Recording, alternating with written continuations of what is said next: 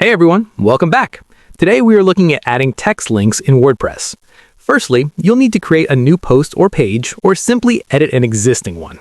Once your editor is open, the first thing you need to do is write out the text that will become your link. When you have written it, simply click and drag your mouse to highlight that specific text.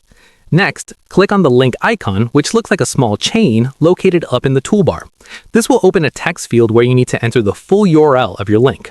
If you're linking out to content on other websites, it is highly recommended that you set the link to open in a new tab. To do this, click on the Options menu. That's the icon with 3 dots to the right of the Form field.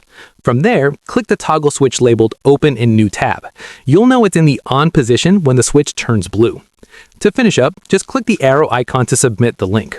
You can easily check that it worked because the text you originally selected will now be highlighted in blue and underlined. If you ever need to remove a link from your content, all you have to do is click on the link itself and press the Unlink icon, which looks like a broken chain.